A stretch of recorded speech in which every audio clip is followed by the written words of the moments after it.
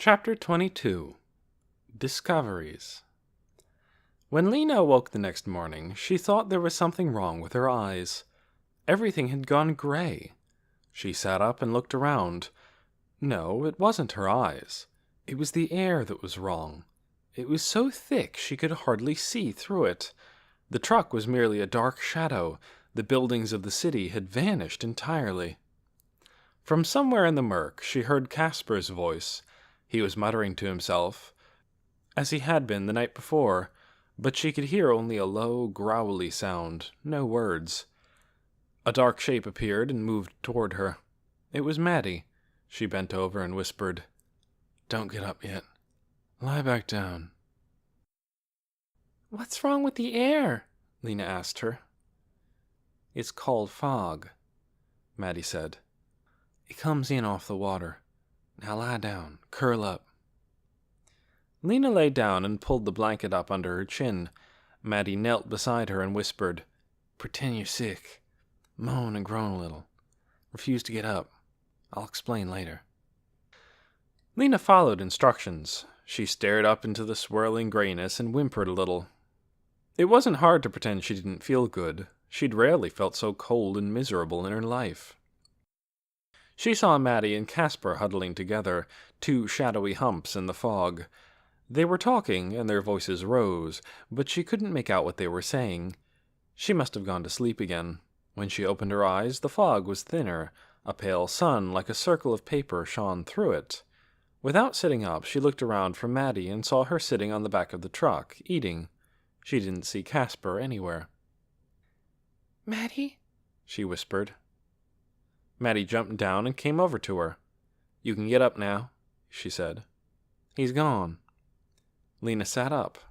"Gone?" Maddie nodded. "In the ruins. He won't give up this notion of finding treasure. Something in his mind has slipped, I think. He wasn't all that steady to begin with, and now he's lost his balance." She took Lena's hand and pulled her to her feet, and together they folded the blanket. "He wants you to help him with his search, go into the small spaces where he can't go. I told him you'd help tomorrow, but today you weren't well, so he went off to look around by himself. Preliminary exploration, he called it." "I don't want to help him," Lena said. "You aren't going to," said Maddie. "We're leaving." "We are? When? How?" Lena asked. "Now," said Maddie. "Come and help me." Maddie climbed up onto the truck, unstrapped the two bicycles, and handed them down to Lena. She opened the food chest and took out some of the remaining traveler's cakes, along with 2 water bottles, and she wrapped these in blankets and tied them with rope. "Here," she said to Lena. "This pack is yours, and this back." "You mean we're going to ride all the way back to Sparks?" Lena thought with horror of the vast empty distance and the blazing heat. "We won't have to ride all the way," Maddie said. "There are lots of roamers. Someone will help us." "And we just leave Casper here by himself?"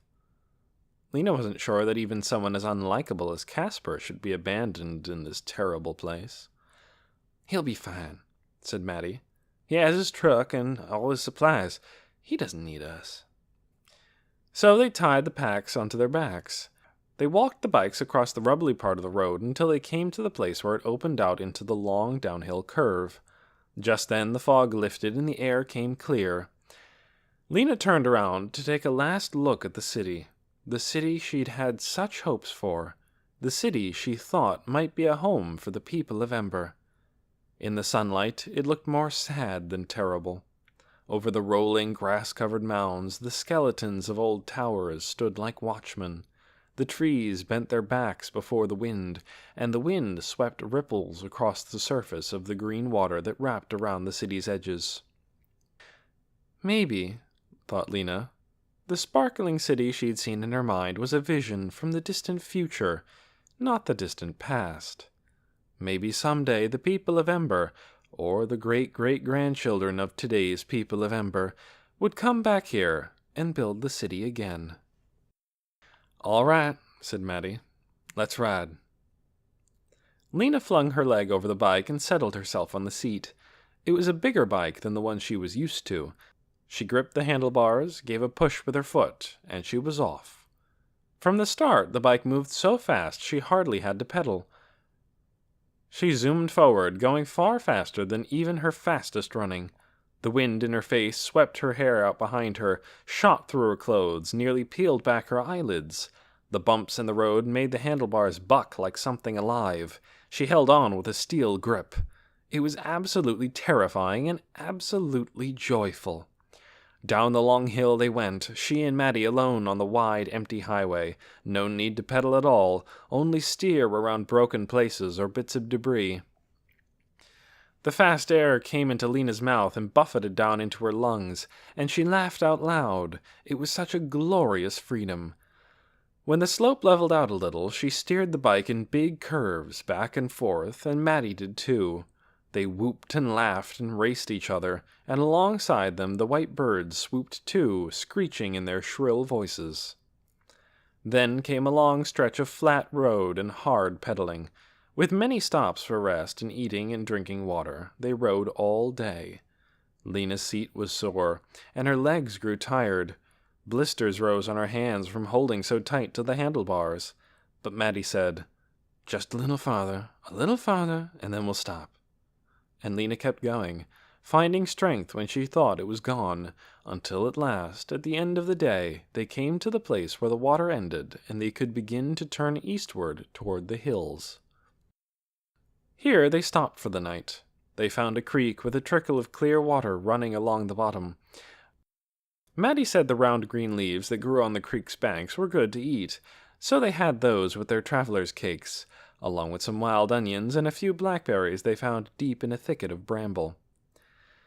There was no cold wind here, as there had been near the city. The evening was warm and still, except for the chirping of frogs in the creek.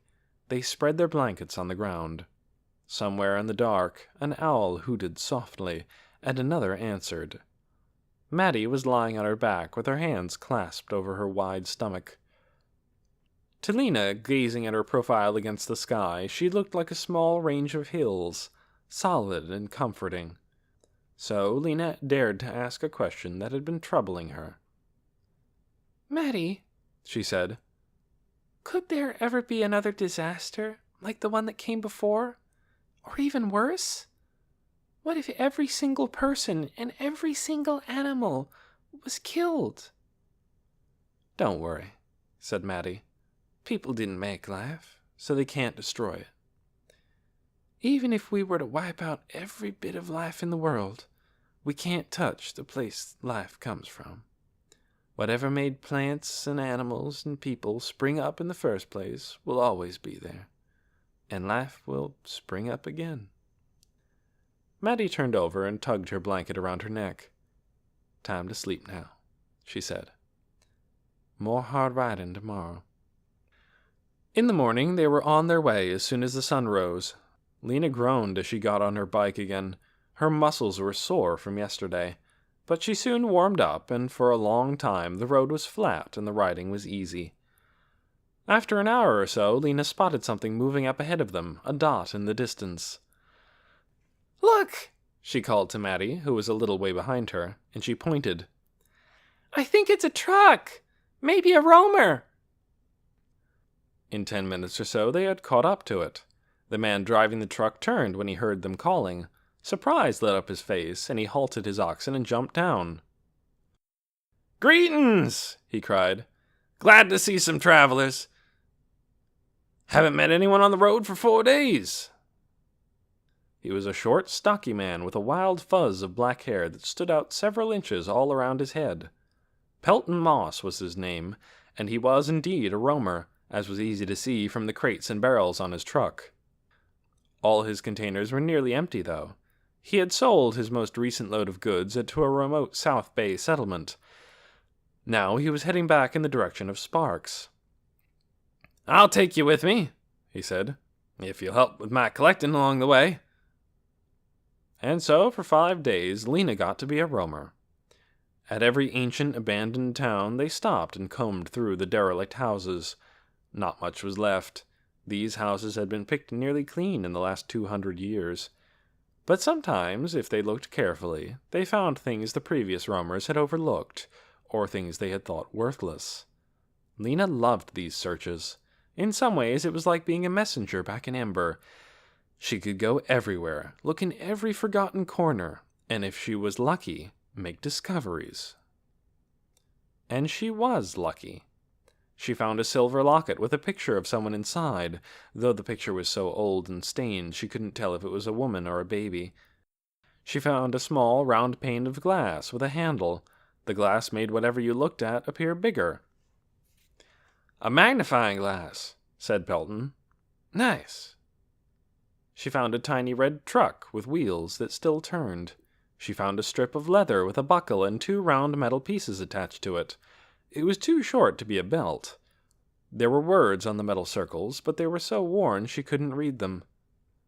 "That's a dog collar," Pelton told her. "Not very useful, but interesting." At a house that stood by itself, far out in a field, she opened a cabinet on a back porch, where the screen was hanging in brown flaps. In the cabinet was a box that said "Monopoly" in faded letters on its lid. Inside were tiny dotted cubes and tiny bits of wood shaped like houses. "Wonderful!" Pelton exclaimed. "Extremely rare!" There was another box in the cabinet with a picture of a garden on top and a heap of oddly shaped pieces of cardboard inside. And at the back of the cabinet, in a clutter of broken dolls, torn pages from books, and little jars of dried-up paint, Lena found a bar of metal about 3 inches long that Pelton said was a magnet. "Put it up against the truck," he said. "It'll stick right on there." Even as she enjoyed the searching, though, Lena couldn't help imagining how it would be for the people of Ember to come out into this empty land and try to start a town. How would they turn the hard, cracked earth into fields of crops? What would they build houses with? What would they eat while they chopped at the soil and put together their shelters? A picture rose in her mind of Ember's 400 people scattered across the brown fields like a flock of lost birds, searching in the dry grass for seeds or bugs, huddling for shade beneath the few trees, trying to build shelters of sticks or straw. She shuddered and made the picture go away. It was best to keep her attention on searching. Maddie didn't do much searching. She didn't care for bending over and creeping underneath things and wedging her large self into small spaces. While Lena and Pelton hunted, she walked around in the fields and the overgrown gardens behind the houses, looking for old fruit trees, wild grapevines, and the kinds of leaves, roots, nuts, and mushrooms that were all right to eat. Lena would look out the window of the house she was poking through and see Maddie wading through knee-high grass toward a gnarled old apple tree. Or she'd see her wide back in among the bushes as she picked berries. Sometimes Maddie simply sat. Lena would see her settled into an ancient lawn chair, gazing across a field or up a street, not moving at all. What was she thinking about? Lena wondered at those times. She looked so serious. On the evening of the 3rd day, they stopped by a wide, slow part of the river. As the sun went down, they sat on the riverbank, drinking cool tea that Pelton made with mint leaves. And they talked. Pelton told them about the places he'd seen, and Maddie and Lena told about Casper's quest in the city, his mad study of the old songs about treasure. "Ah, yes," said Pelton. "I've heard those old rhymes all my life, and my father before me heard them too. It's an old verse, or song, I think. Come down from years ago and scrambled, probably, in the process. Everyone says it in a different way. Something like this," he sang in a sweet but off-key voice. "There's buried treasure in the ancient city. Remember, remember from times of old. What's hidden will come to light again. It's far more precious than diamonds and gold."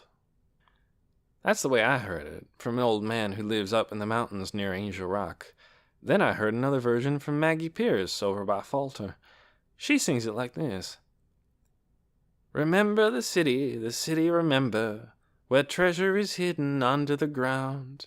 The city, always remember, that's where the treasure will be found." Lena stared at him. Her mouth dropped open, her eyebrows flew upward, and her heart thudded in her chest. He laughed. "What are you looking so amazed at? Think you're going to go find this treasure? Nobody believes those old things anymore. They're nursery nonsense, old jingles made up to put babies asleep." "Some still believe it," said Mattie, "but it's only those with a bit of madness in them, and a good measure of greed." "That's right," said the roamer. "I've known a few like that. One of 'em was sure it was in the old city of San Jose, and spent his whole life digging through the ruins, looking for it. Finally died when a chimney fell on him." Mattie snorted. "Such nonsense people believe," she said. Lena was shaking her head. She began to smile. "No, no," she said. "No, you have it wrong." She laughed. She couldn't help it. "It isn't nonsense. It's true. It's true. I'm sure. I'm sure." What she suddenly knew seemed so wonderful and astonishing that she leapt up and clapped her hands and laughed again. "You're a silly one," said the roamer. "I'm not silly. The city in that rhyme. It's the city I come from." The roamer cast a sideways glance at Mattie. "What's the matter with her?" he said. "Has she got a fever?" Mattie reached up for Lena's hand. "Calm down now," she said. "Tell us what you're talking about." So Lena explained.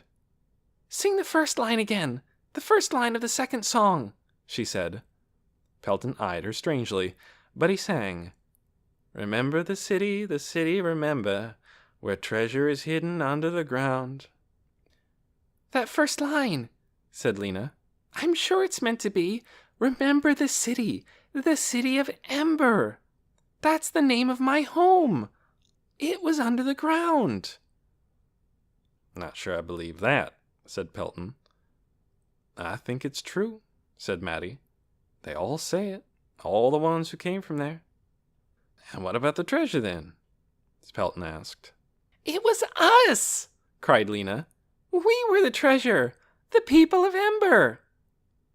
She felt a swell of love all of a sudden for her old city. "Sing that first song again, the last lines of it." Pelton sang. "What's hidden will come to light again. It's far more precious than diamonds and gold." "You see," said Lena. "Come to light. We came up into the light. And we were more precious than diamonds and gold because they thought we might be the last people, the only ones left." The three of them gazed at each other in wonder. "I believe she's right," said Mattie at last. "Maybe so," said Pelton. He stared curiously at Lena. "You lived underground?"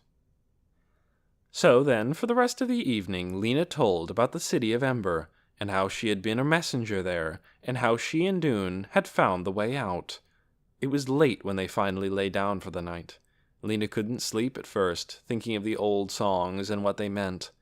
Someone, long ago, had hoped that at least a few people would survive, and had wanted them to remember her city and the treasure it held, the treasure that was most valuable of all, herself, her family, and all the generations of people who had lived in that secret place. Their purpose, though they didn't know it, to make sure that human beings did not vanish from the world, no matter what happened above. The third town meeting. After the rampage in the plaza, the three town leaders went up to the tower room for an urgent meeting. They flopped into their chairs and sat without speaking for a few moments, staring down at the mess below. "What will we do now?" said Wilmer. Ben curled both hands into fists and set them on the table in front of him. "The cave people," he said, "must leave." "Leave?" said Mary. "Leave," said Ben. "They must go away from here." "But they haven't been here 6 months yet," said Wilmer. "They must go now," said Ben. "It's better for them anyhow, to leave before winter really sets in." "They won't want to leave," said Wilmer, tugging anxiously at a strand of his hair.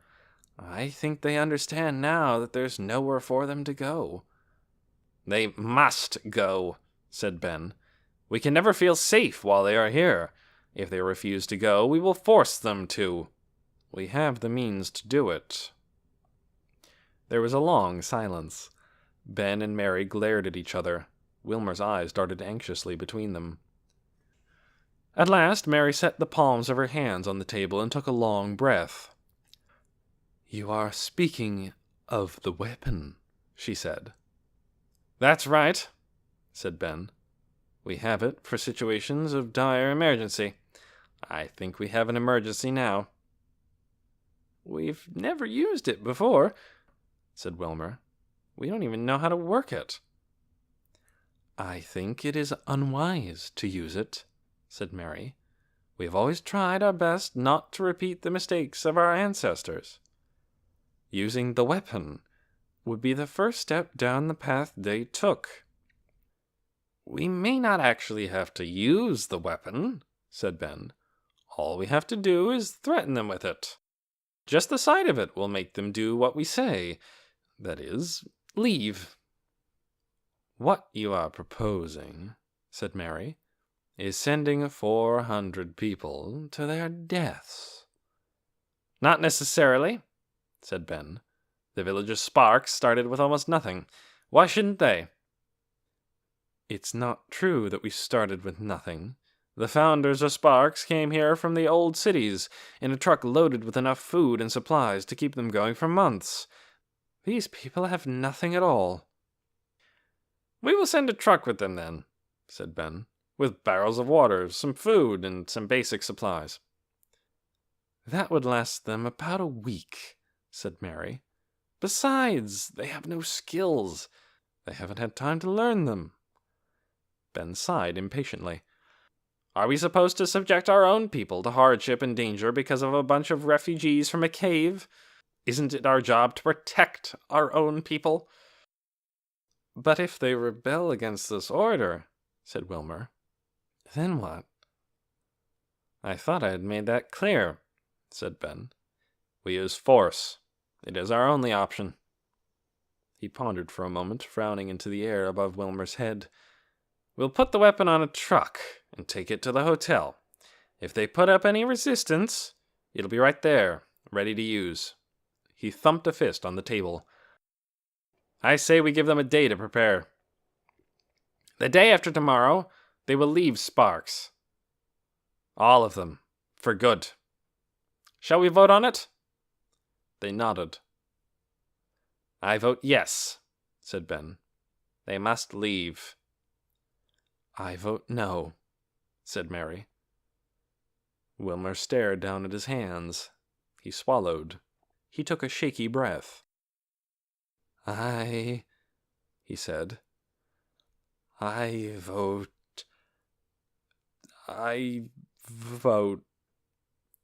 Yes." So it was decided.